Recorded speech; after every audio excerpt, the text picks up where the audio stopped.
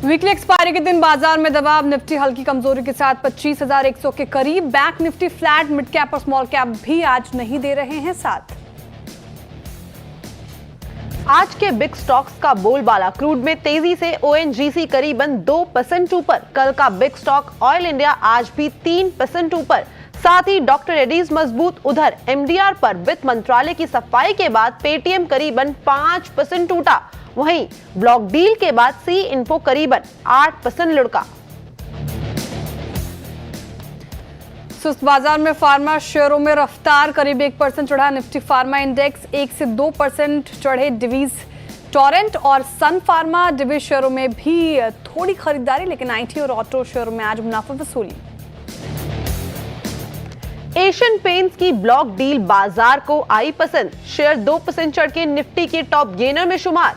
करीब 3.5 करोड़ शेयर में हुआ सौदा। लार्ज शेयर की वैल्यू 7,704 करोड़। उधर इटर्नल और बजाज फाइनेंस में भी हुए ब्लॉक, दोनों शेयर फ्लैट। सोने में तेजी से गोल्ड लोन वाले शेयर चमके। मणप्पुरम फाइनेंस करीब 2.5% चढ़कर वायदा के टॉप गेनर में शामिल। उधर मुथूट फाइनेंस भी 2% मजबूत। दोनों शेयर लाइफ हाई पर भी पहुंचे।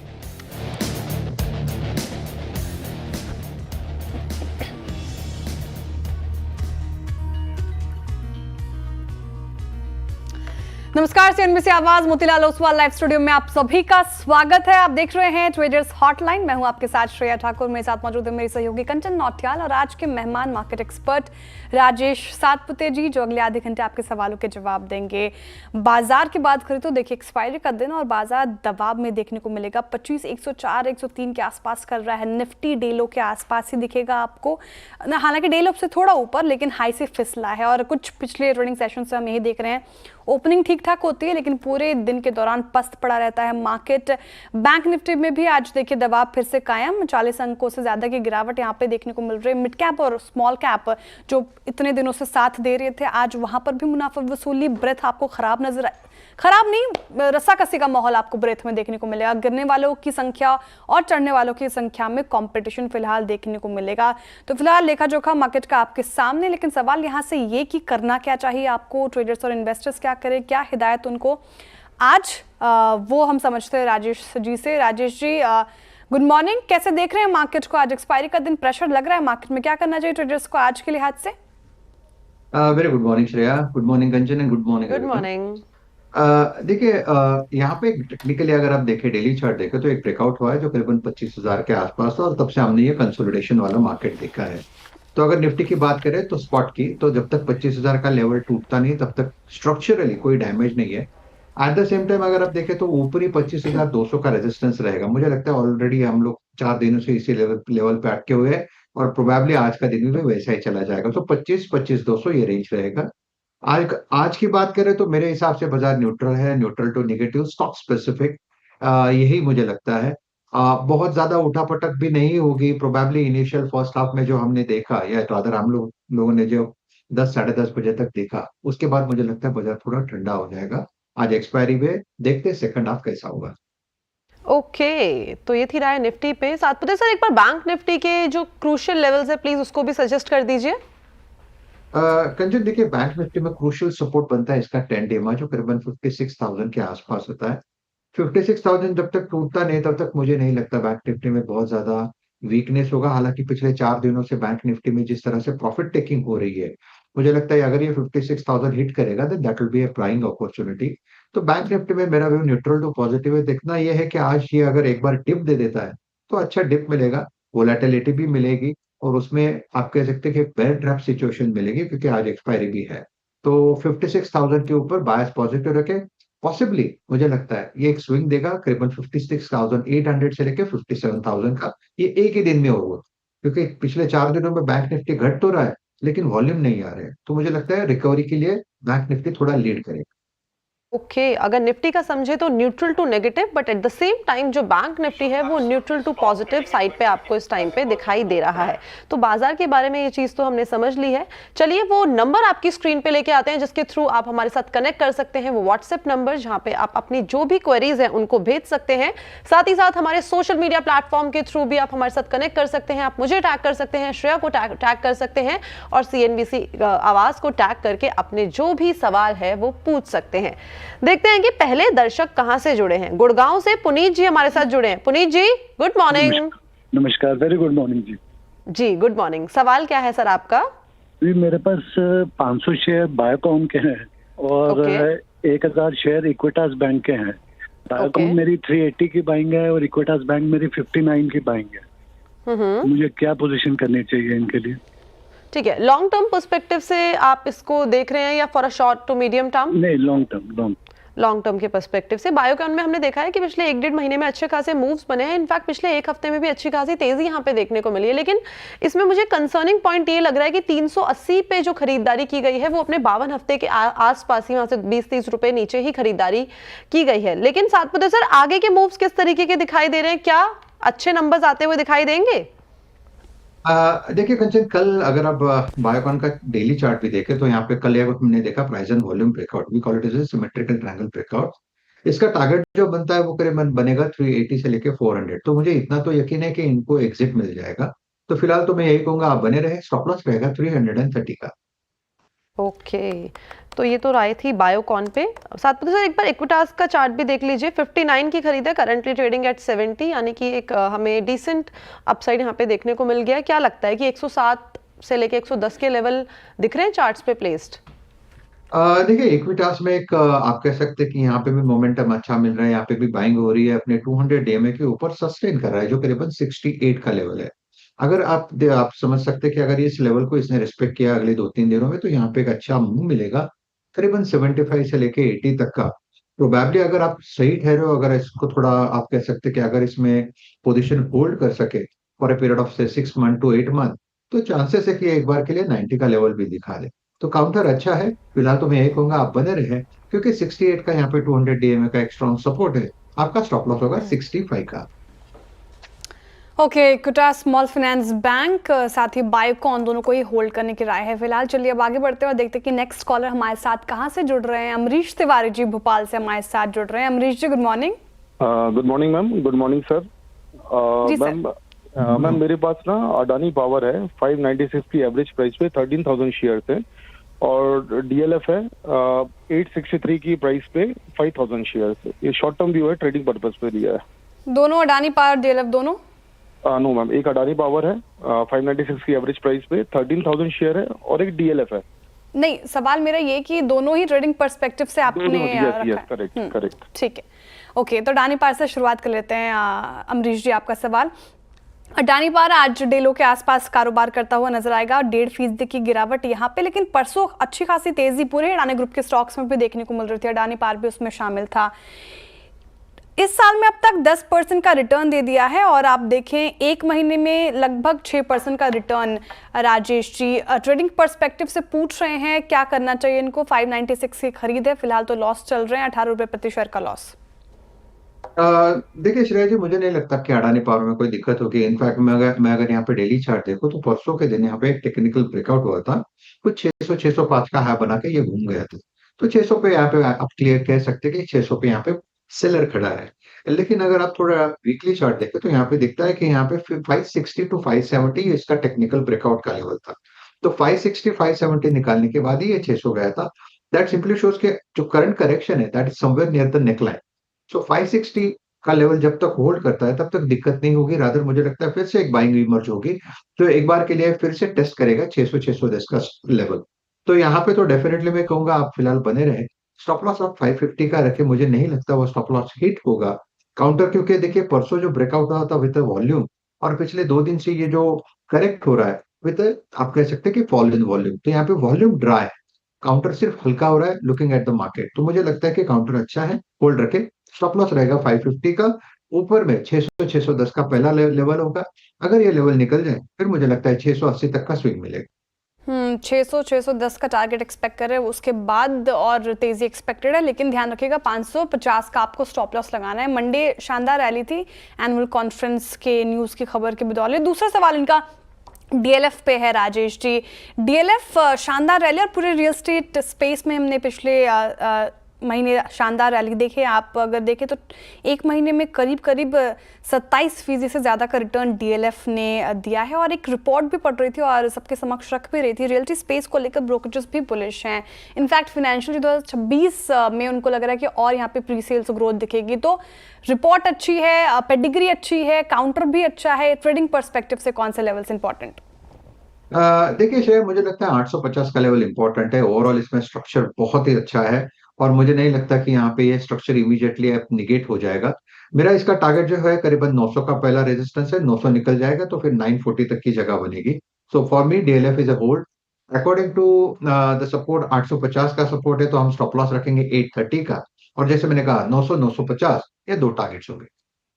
ओके, तो ये दोनों ही शेयर पे सातपुते सर ने दे दी है अपनी राय। चलिए आगे बढ़ा जाए, और कोल्हापुर से हमारे साथ प्रकाश जी जुड़े हैं। Prakash ji, good morning. Good morning ma'am. जी, आपका सवाल?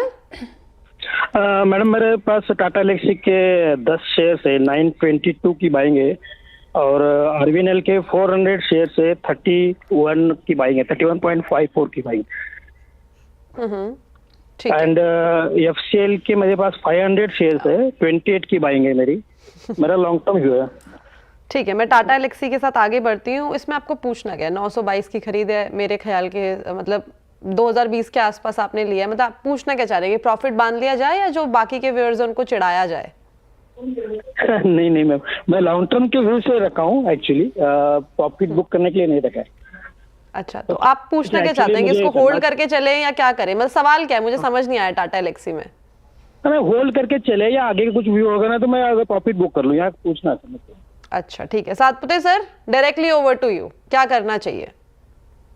मुझे लगता है तो यहाँ पे होल्ड ही रखना चाहिए, लेकिन एक सवाल मेरा उनसे भी है। देखिए 8,500 9,000 का भाव था, तब भी आपने नहीं बेचा, और अगर 6,500 पे हम बोले कि यहाँ पे बेच दो तो क्या आप बेचोगे? नहीं होगा आपसे, क्योंकि देखिए आपके पास क्वांटिटी 10 है, तो मेरे हिसाब से आपका एक कन्विक्शन है टाटा इलेक्सी पे। तो ओवरऑल इसका अगर आप देखें तो टाटा इलेक्सी एक फ्रंट लाइन काउंटर है। चलता है, जब चलना शुरू होता है तो अच्छा चलता है, but at this level of 6,500 probably आप कह सकते हैं कि 6,000 से 6,500 में आपको एक कंसोलिडेशन दिखेगा। इसको एक ब्रेकआउट की जरूरत होगी 6,800। अगर 6,800 का लेवल निकलेगा फिर मुझे लगता है 7,500 से लेकर 7,800 तक का मूव मिलेगा। फिलहाल एक कंसोलिडेशन में है, क्योंकि आपने पोजीशन ऑलरेडी रखी हुई है। You can continue to hold.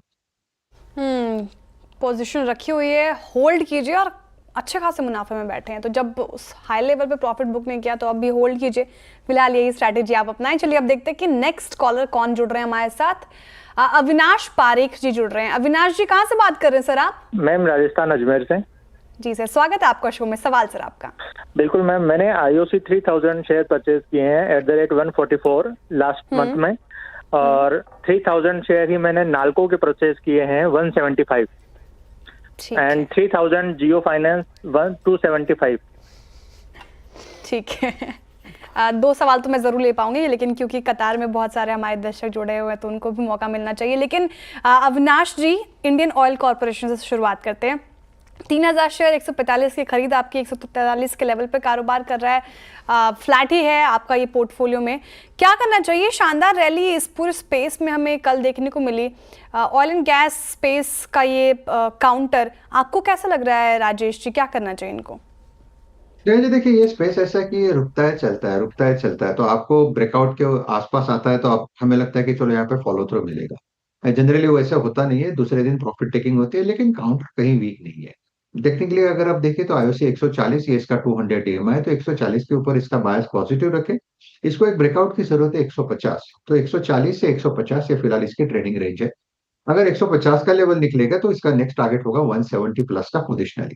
तो फिलहाल तो देखिए काउंटर स्लो मूवर है। आप 140 के हिसाब से देखें तो 137 का स्टॉप लॉस रखे बने रहे। 150 का ब्रेकआउट मिलने के बाद आप स्टॉप लॉस को ट्रेल करके 145 पे लेके आए, and then in that case your next target will be 170 plus.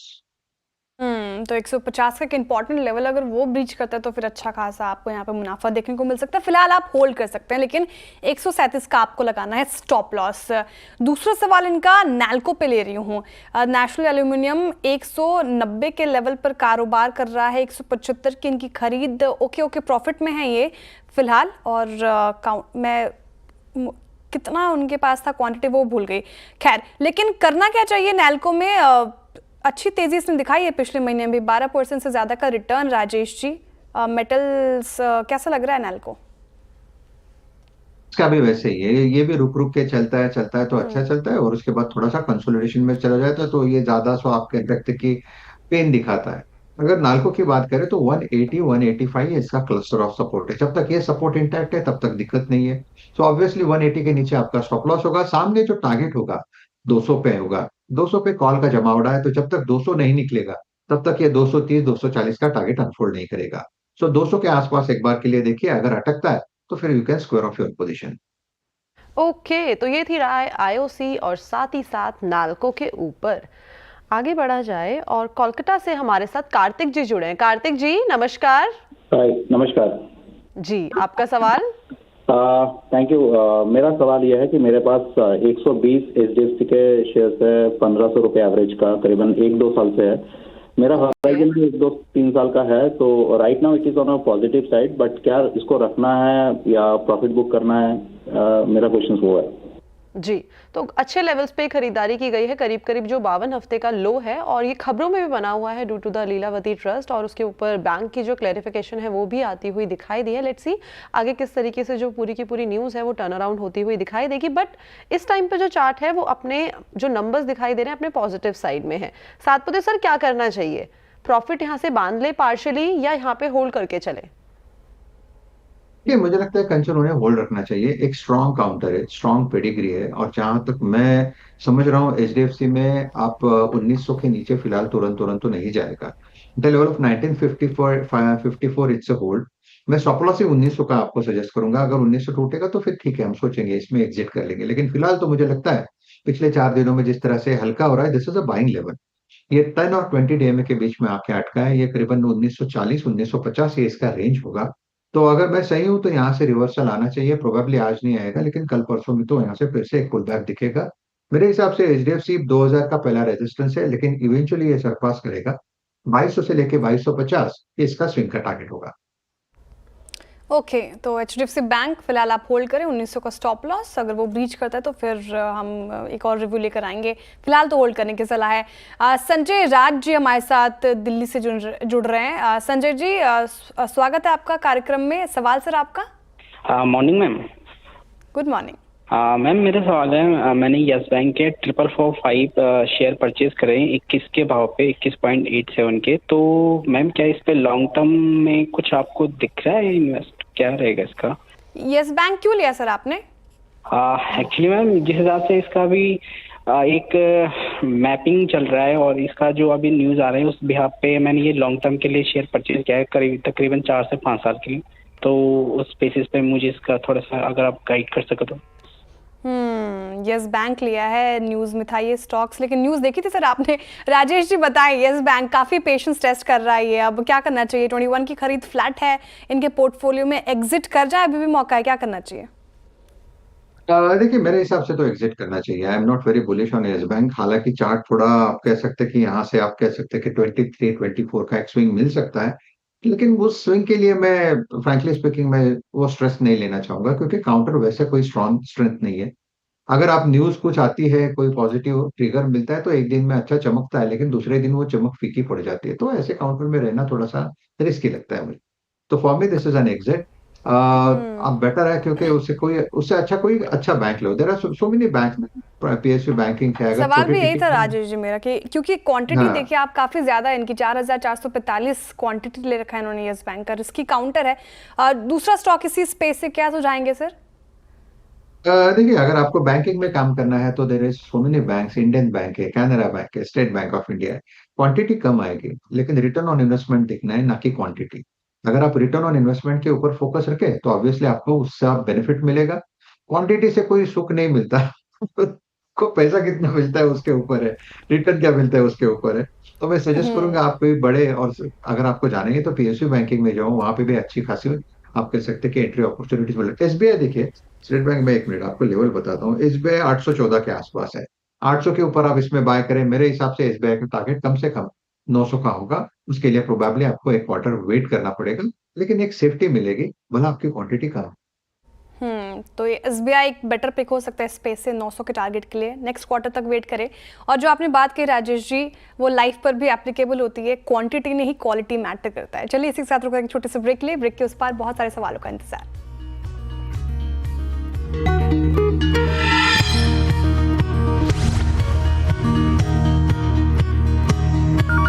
एक बार फिर से स्वागत है आप सभी का ट्रेडर्स हॉटलाइन पर। सातपुते सर, एक बार प्लीज चार्ट देख लीजिए हिंद पेट्रो का, इसमें भी आज एक अच्छा खासा एक्शन बनता हुआ दिखाई दे रहा है। क्या लगता है आगे की ट्रेजेक्टरी किस तरीके की लाइंड अप है? ये एक्शन में आज तो यहाँ पे लिक्विडेशन हो रहा है। अगर हाँ, मतलब एक्शन इन द सेंस बज है। हाँ, तो देखिए कल इसमें हुआ क्या है। कल इसमें एक टेक्निकल ब्रेकआउट हुआ है, और आज एग्जैक्टली इसको रिवर्स किया है। अगर आप इसका डेटा भी देखें तो ओपन इंटरेस्ट करीबन 4% अप है, प्राइस इज डाउन बाय 4.5%। तो रफली आप कह सकते हैं कि 5% घटा है, 5% ओपन इंटरेस्ट बढ़ा है। तो यहाँ पे शॉर्ट बिल्टअप है, और ये जो शॉर्ट बिल्टअप है, तो इसका मतलब ये है कि आज तो इतना तो क्लैरिटी है कि जो उछाल में ये बिकता रहेगा। स्टॉप लॉस होगा 408 के आसपास। मेरे हिसाब से इसका पहला रेजिस्टेंस सपोर्ट आएगा 390 का। अगर वो लेवल टूटे तो 380 380 तक की जगह बनेगी। ओवरऑल स्ट्रक्चर देखें तो आज के हिसाब से वीक है, it's a sell on rise for me. Sell on rise, ये एक रणनीति आप अपनाएं हिंद पेट्रो में। दूसरा स्टॉक डॉक्टर रेड्डी पे सवाल आ रहा है हमारे दर्शकों के काफ़ी ज़्यादा, क्योंकि कमेंट सेक्शन में स्टॉक आज बज़ है, 1% ऊपर कर रहा है कारोबार। सुबह डिस्कशन भी हो रही थी मॉर्निंग शोज में डॉक्टर रेड्डी को लेकर, बिग स्टॉक में भी शामिल ये काउंटर। साथ ही रिपोर्ट भी आई, काफ़ी बुलिश रिपोर्ट है इस पे नोमुरा की। 1575 का टारगेट एक्सपेक्ट कर रहे हैं, मतलब 16% का भी जिस प्राइस पे ये कारोबार कर रहा है। मैनेजमेंट की मीट थी, अच्छे मतलब रीजंस गिनाए हैं इन्होंने ग्रोथ की। एक तो बेस बिजनेस में ये काम कर रही है, दूसरा एक्विजिशंस के लिए तैयार है, तीसरी आप एक इसकी दवा है जो डायबिटीज़ और वजन घटाने की कैटेगरी में काम करते हैं, वहाँ से रेवेन्यू बढ़ता जा रहा है। तो फंडामेंटली तो ठीक ठाक लग रहा है, लेकिन चार्ट्स पे कैसे प्लेस है राजेश जी डॉक्टर रेड्डी? आज तो ठीक मोमेंटम के साथ कर रहा है कारोबार। ये पोजिशनली तो डेफिनेटली डॉक्टर रेड्डीज का चार्ट बेहतरीन है, लेकिन एक चीज और एक है कि अब 1250 से लेके करीबन 1400 तक ये चला है पिछले 8-10 दिनों में। तो आप कह सकते हैं कि न्यूज आउट, और यहाँ पे हमने प्रॉफिट बुकिंग देखी, तो आज आप कह सकते हैं कि नेक्स्ट 2-3 दिनों के लिए ये 1300 के आसपास भी एक बार के लिए करेक्ट होगा। सो आप कह सकते हैं 1400 से लेके 1300 तक का एक माइल्ड करेक्शन होगा, और उसके बाद ये फिर से 1400 का रिटेस्ट करेगा। तो काउंटर अच्छा है, लेकिन आज के लिए तो डेफिनेटली मैं यहाँ पे ट्रेड सजेस्ट नहीं करूंगा।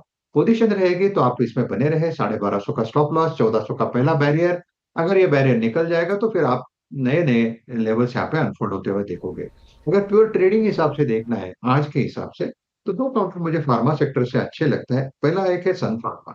सन फार्मा एक स्ट्रक्चर इसका अच्छा है, मुझे लगता है यहाँ पे स्विंग मिलेगा करीबन 1750 तक। तो देखते हैं आज सन फार्मा सेकंड हाफ में क्या करता है। और सेकंड जो मुझे अच्छा लग रहा था दैट इज अपोलो हॉस्पिटल, जहाँ पे ट्रैक्शन अच्छा बना हुआ है, एक नजर अपोलो पर भी रखिए। तो सन फार्मा और अपोलो हॉस्पिटल इस टाइम पे ल्यूक्रेटिव पोजीशन में दिखाई दे रहे हैं। और अगर हम सेक्टर स्पेसिफिक अप्रोच भी देखें तो फार्मा और जो हॉस्पिटल सेक्टर है यहाँ पे एक मोमेंटम आता हुआ भी दिखाई दे रहा है आज के ट्रेडिंग सेशन में। सातपुते सर, एक बार इंडियन होटल्स देख लीजिए, बिकॉज अभी काफ़ी सारी रिपोर्ट्स आई थी विच आई हैव हर्ड, जहाँ पे ये लिखा हुआ था कि आगे काफ़ी सारे लाइन्स अप हैं ऑलरेडी, कॉन्सर्ट की लाइनअप हो, चाहे हम वेडिंग सीजन को देखें या तो फिर हम फेस्टिव सीजन की बात करें, तो उम्मीदें ये जताई जा रही हैं कि हो सकता है कि होटल इंडस्ट्री में वापस से एक बज़ आता हुआ दिखाई देगा। क्या लगता है कि यहाँ पे जो लोअर लेवल्स हैं वहाँ पे पोजिशन बनाना सही है? देखिए इंडियन होटल्स में अगर पोजीशन बनाना है तो फिर 2-3 आप कह सकते हैं कि एंट्री पॉइंट्स हो सकते हैं।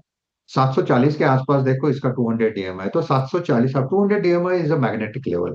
जनरली 700 200 डीएमआई पे कोई भी काउंटर आता है तो वहां पे वो आप कह सकते हैं होल्ड करने की कोशिश होती है, तो 200 डीएमआई के प्लस और माइनस 1-2% इधर उधर होता रहे। तो 740 इसका पहला मैग्नेटिक लेवल होगा, सपोर्ट लेवल होगा। अगर वो लेवल टूटता है तो 700। मोटा मोटी देखे तो फिलहाल अगर आप देखें थोड़ा थोड़ा बहुत प्रॉफिट बुकिंग के चांसेस ज्यादा है, तो मेरी स्ट्रैटेजी यही होगी, अगर आपको लेना है तो आप स्टैगर्ड मैनर में ले 740 के आसपास आप थोड़ा बहुत क्वांटिटी ले, 700 के आसपास अगर मिलता है तो थोड़ा बहुत क्वांटिटी और ऐड कर ले। और मुझे लगता है कि then in that case if you hold it, probably आपको आगे चल के अच्छा मुनाफा मिलेगा। ओके, तो ये थी राय इंडियन होटल्स पे। आपको यहाँ पे बाय ऑन डिप्स की जो रणनीति है वो अपना के चलनी है। स्टैगर्ड मैनर में आपको डिप्स पे आके बाय करना है। Satpute sir, thank you so much हमारे साथ जुड़ने के लिए, बढ़िया जानकारी शेयर करने के लिए। Thanks a lot for joining us today. Thank you Kanchan. चलिए, थैंक यू सर। तो चलिए ट्रेडर्स हॉटलाइन को यहीं पे रैप अप करते हैं, लेकिन आप कहीं मत जाइएगा, जुड़े रहिए CNBC आवाज के साथ, क्योंकि श्रेया आपके साथ जुड़ी रहेगी खिलाड़ी नंबर 1 लेके, और मैं आपके साथ जुड़ी रहूंगी अपने सोशल मीडिया प्लेटफॉर्म के थ्रू। धन्यवाद।